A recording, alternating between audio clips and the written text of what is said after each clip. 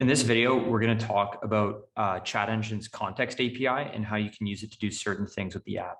So I'll start off with just examples of when you would need to use the context API because it won't be relevant for a lot of people.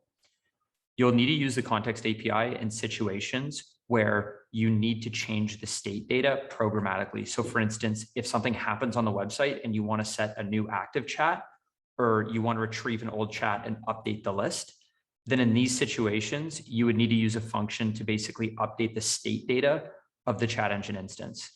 So this uses React's context API under the hood, which is an intermediate or advanced React concept, but it really shouldn't be. The way that the context API works is actually very simple. All it does is it lets multiple components of your website share state data. So an example would be when you log into a website, you probably want your login button to go from login to log out. And then perhaps the homepage of your website, a different part, might also need to take in whether or not the user's logged in to display either a landing page or perhaps the home screen with like their personal info or whatever. In this situation, you would either have one of two options. One, you have local state variables for each component, and then you would have to add some complex code to manage the state for each, depending on if the user was logged in or not. Or you could just use the context API to basically share state data across the website and allow these components to be on the same page with one another. So that's what Chat Engine uses to allow all the various aspects of the website to be on the same page with one another. You can see on the left side here that the active chat is highlighted in gray. And then in the middle, you can also see that it knows of the active chat because we render the chat's title or the chat's ID and the respective messages. And even on the right-hand side, we know of the active chat because we have to render the correct title, who's in it, what photos have been sent, etc.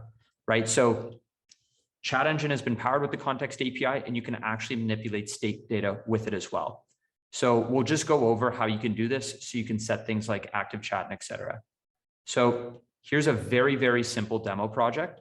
All it is create React app with index.js and then app.js within it. And you can see here that we actually create a Chat Engine wrapper.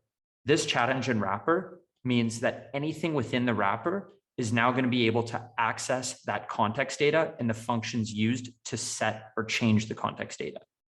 And then inside app.js, it's pretty simple. All we have is a Chat Engine instance. So our project ID, username, user secret, and a height. And then we have a few extra things here.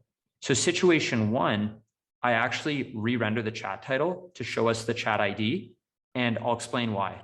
So for this example, what I'm going to do is basically take a random chat's ID and put it in the URL.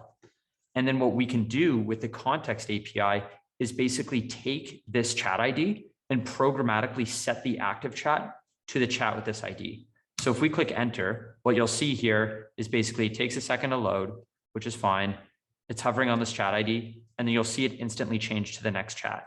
So you could tell that this would be useful for some situations where maybe you want to open an email link and then take that chat and open the right one within it. So it's really simple. All we do is because we're within that wrapper, we can use context to get the function to change state data. And then we just call it once all the chats have been retrieved. Once all the chats have been retrieved, we get the chat ID from the URL path, and then we set a new active chat. And this can programmatically change the data within Chat Engine for you. So a little bit of an advanced concept, might be worth going through one or two times. And then if you also have questions, you could comment them and I'll answer. But in a nutshell, the context API allows you to access state data within Chat Engine and then also be able to programmatically change it.